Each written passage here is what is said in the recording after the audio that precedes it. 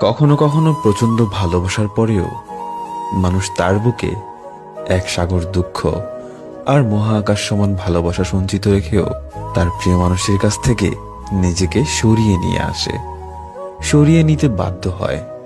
যেখানে ভালোবাসার দাম নেই, গুরুত্ব নেই, যেখানে থাকে শুধু অবজ্ঞা আর অবহেলা, এমন জায়গায় খুব বেশি দিন নিজেকে রাখা যায় না।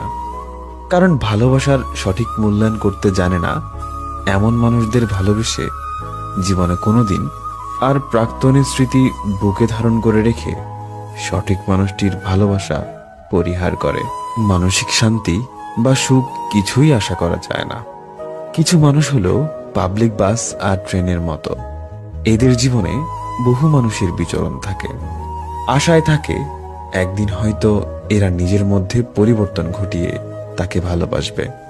আর আমাদের অবুঝ মন এসব মানুষদের প্রতি দুর্বল হয়ে পড়ে, গুরুত্ব দেবে, সম্মান করবে, কিন্তু ধারণা একদমই ভুল।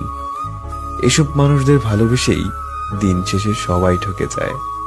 কারণ এদের মন কখনো এক নারী বা এক পুরুষে আসক্ত হয় না। এক নারী বা এক পুরুষের মাঝে ওরা মানসিক শান্তিও খুঁজে পায় না। পাবলিক বাস বা ট্রেনের মতো যাদের জীবনযাপন, তারা মানুষের ভালোবাসাটাকে টিস্যু পেপারের মতো ব্যবহার করে।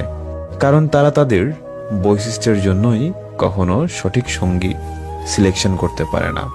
শত শত মানুষের আগমনে তারা দিশেহারা হয়ে পড়ে। বিচারবোধ, জ্ঞানবোধ এদের লোপ পেয়ে যায়, যার কারণে এরা সারা জীবন ভুল মানুষকে ভালোবাসে, নিজেও ঠকে যায়।